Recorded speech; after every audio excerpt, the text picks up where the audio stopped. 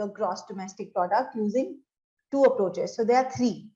Okay, there is the expenditure method, the income method, and the value added method, also called the product method.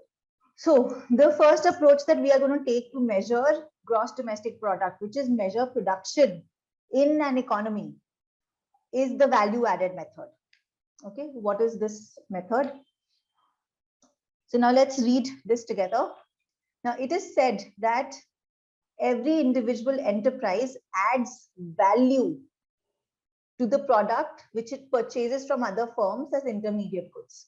So for example, if you are purchasing, let's say, wood from a woodcutter, you're adding some value to it and then you are reselling it. So every production unit, every enterprise adds some value to a product. When we count the value added by each and every individual firm in the economy, and then take a sum total of those value added, then it gives us an estimation of national income, which is free from double counting. So remember, I said that if you just take the sale of each unit, then that will lead to double counting, because it's like you have a car and you are counting the car also and you're counting the engine separately. So you're counting the engine twice, one separately and once as part of the car. So to avoid this, what we do is we only look at the value added by each firm, because each firm takes something from a previous firm, does some addition of value to it, and then resells it to maybe another producer or final consumer. So if we take only the value added by each firm, then there will not be any double counting. That's why the name value added approach. All right, so how do you take out value added? Okay, so that's the next part. So first, to take out value added, what we'll do is, the method is this: the value of intermediate goods is subtracted from the value of output for each firm. Okay, the value of intermediate goods is subtracted from the value of output for each firm. So what's the value of output for each firm? It is the market value of all goods and services produced by a firm in an accounting year. That's called the value of output of each firm. So basically what it is output into price. You take all the quantity that you've produced, multiply it by price. That's the value of output. So value of output includes two things. It includes the value of all the intermediate goods which were purchased by this firm and the contribution that is made by this firm. So value of output is inclusive of both. So it is simply price into quantity. आपका जो bill होता है एक firm का, bill book उठाइए, add करिए. That's the value of output that you have sold. So the value of output is also equal to the sum of sales and the change in stock of inventory. So not just sales, you also need to add the change in stock of inventories. Okay. So basically, the value of output, it is not just sales. Sales is P into Q. It is sales plus change in stock. Okay, and I'll just come to why change in stock is being added. See, basically, when you calculate GDP, you're not looking at the sales that is happening in a year. You're looking at production that is happening in a year. Okay, so please remember the difference. Whenever we are calculating GDP, okay, what are we calculating? We are not calculating the goods sold. We are calculating the goods produced. Okay, so that is why we have to do the sales that were made, and you have to add the change in stock of inventories to it. Is this point clear? So we are not looking at the value of sales. We want to look at the value of production. And for that, we are going to do sales plus change in stock of inventories. So value of output is sales plus change in stock of inventories. Sales is the total sales made by a firm. What is the change in stock of inventories? The change in stock of inventories is the closing stock at the end of the accounting year minus the opening stock at the beginning of the accounting year. Okay, so the change in stock is this. This is the change in stock. You take the closing stock, which is basically stock at 31st December, of a year minus the opening stock, which is the stock at 1st Jan of the year, and the difference, what you get is the change in stock. So value of output or value of output produced, let's write it as value of output produced. Value of output produced is sales plus change in stock. All right, so then you have the value of output, but what we need is the value added by each firm. So what is the value added by each firm?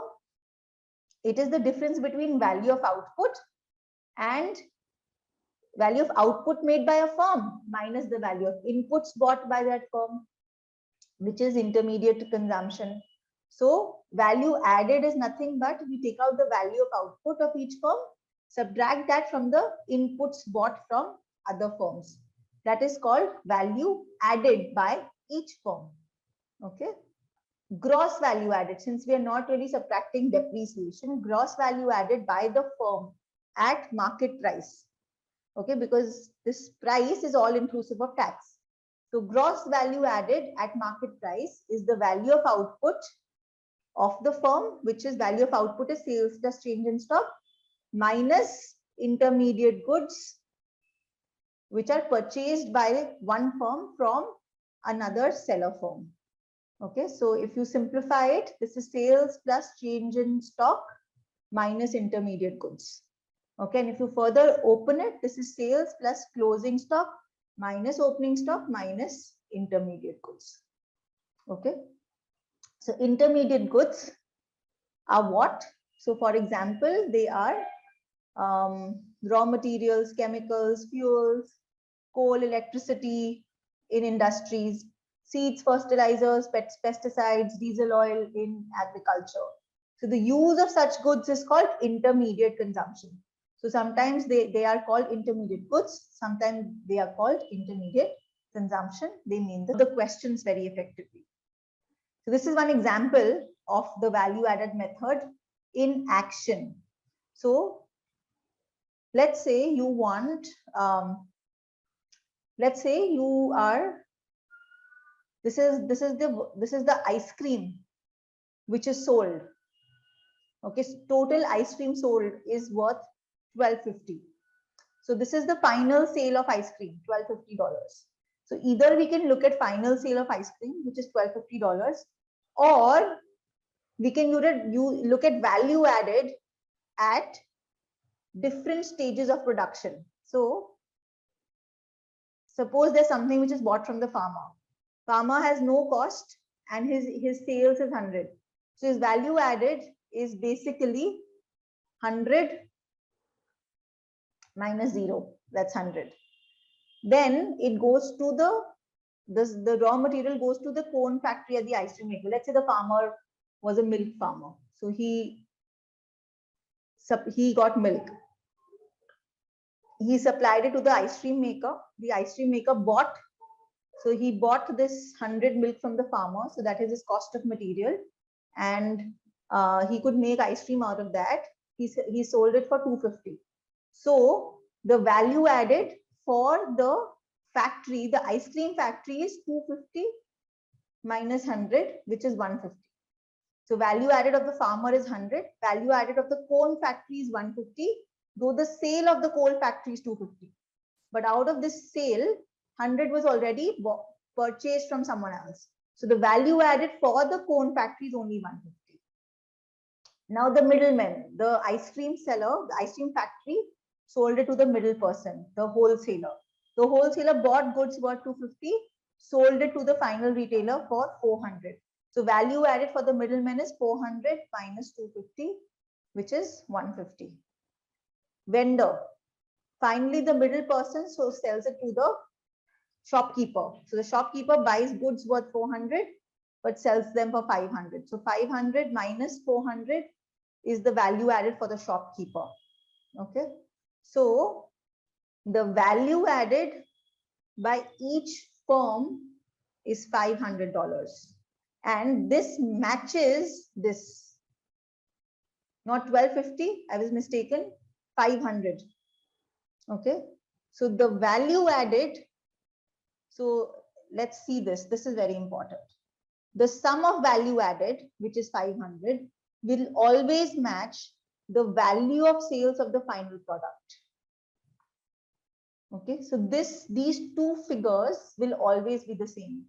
The sum of value added of each firm, so 100, 150, 150, 100, will always match the value of the final sales of the product. This is the final sales of the product. These two figures were always the same. Okay, which is why initially we had said that GDP is the sum of final sales, right? So either you can take only the final sales, but in that case, you have to go to each factory and understand, are you selling it to a producer or to a consumer? Is it a final product? Is it an intermediate good? So instead of doing that, which is difficult, what you do is you take the value which is generated by each individual firm and add that. Okay, so that is also equal to 500, and the value of final sales is also equal to 500. Okay, so that's how the product output method or the product method works. Okay, so how do we really calculate GDP using this method? Basically, what we have to do is we take the value added of each firm, add it across all the sectors and all the different firms, and what you get in the total is the GDP.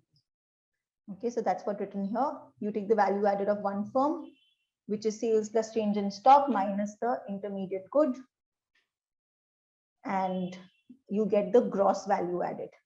So what is gross value added? At market price, it is the value of output minus intermediate consumption. Okay, so that is the gross value added of one single firm. Gross value added of one single firm. When you sum it up across all firms, it will become GDP, gross domestic product. For one firm, it is not gross domestic product. It is gross value added at MP for one firm. So one firm is gross value added at MP. If you subtract depreciation, it will become net value added at MP, right? If you subtract indirect taxes from MP, we will go to FC. Okay. And if you add across all the sectors, so if you add the gross value added at MP across all the sectors, so adding GVA at MP for all the firms, what I get is GDP at MP. If I add net value added at factor cost for all the firms, what I get is NDP at FC. And this is the domestic income. Okay, so that's how this method works. So you can add the value sector wise also. Service sector, industry sector, and primary sector. So remember, GDP is not the value of total sale, it is the value of total production. And production is sales plus change in stock, which I've already done. Okay, and this is the last thing, that GDP is the sum of GVA of all firms. And these are the equations again.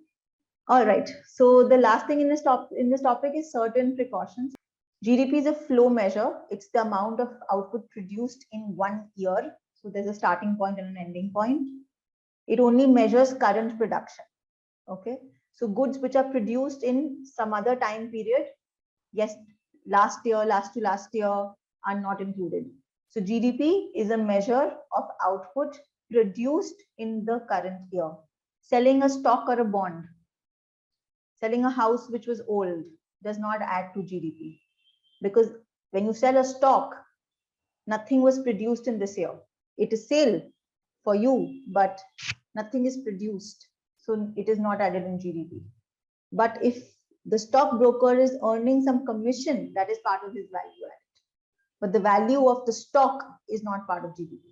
So some precautions: never include the sale and purchase of second-hand goods because they were not produced this year, or if they were produced this year also, they've already been included once. So if you're reselling a second-hand good or you're purchasing a second-hand good, that's not included in GDP. Okay, though the commission or the brokerage, that should be included because that is fresh money earned for work done. Okay, value of production for self-consumption is included, and you can always measure it that at prevailing market prices. Value of services of housewives not included because you cannot put a value to it.